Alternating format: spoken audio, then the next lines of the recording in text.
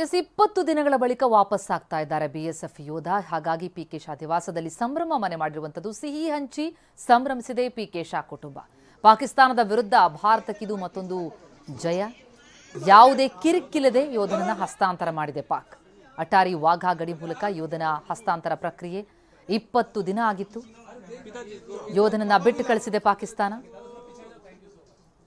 ದೃಶ್ಯಗಳು ನೋಡ್ತಾ ಇದ್ದೀವಿ. ಪಿಕೆ ಶಾ ನಿವಾಸದಲ್ಲಿ ಸಂಭ್ರಮ ಮನೆ ಮಾಡಿರೋದನ್ನ. ಫಿರೋಜ್ಪುರ ಗಡಿಯಲ್ಲಿ ಆತ ಆಕಸ್ಮಿಕವಾಗಿ ಪಾಕ್ ಗಡಿ ದಾಟಿದ್ದ ಅನ್ನೋದ ಕಾರಣಕ್ಕಾಗಿ ಬಂಧಿಸಲಾಗಿತ್ತು.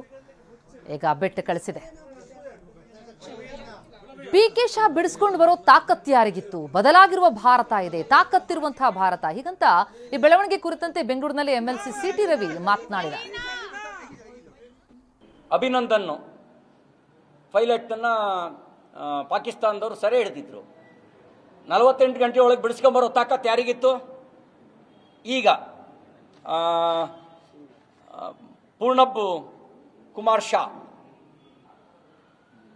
ಬಿಎಸ್ಎಫ್ ಯೋಧ ಬಿಡಿಸ್ಕೊಂಬರೋ ತಾಕತ್ತು ಯಾರಿಗಿತ್ತು? ಬದಲಾಗಿರೋ ಭಾರತ ಇದು. ನಾನು ಇದು ಕ್ರೆಡಿಟ್ನ ಭಾರತಕ್ಕೆ ಕೊಡ್ತೀನಿ. ಇದು ಬದಲಾಗಿರೋ ಭಾರತ, ತಾಕತ್ತಿರೋ ಭಾರತ. ಇಡೀ ಭಾರತಕ್ಕೆ ಈ ತಾಕತ್ ಬಂದಿದೆ ಅಂತ ಹೇಳ್ತೀನಿ. ಅದರಿಂದಾಗಿ ಪೂರ್ಣಬ್ ಶಾನ ಬಿಡುಗಡೆ ಮಾಡಬೇಕಾಯ್ತು, ಅಭಿನಂದನ್ನ ಬಿಡುಗಡೆ ಮಾಡಬೇಕಾಯ್ತು.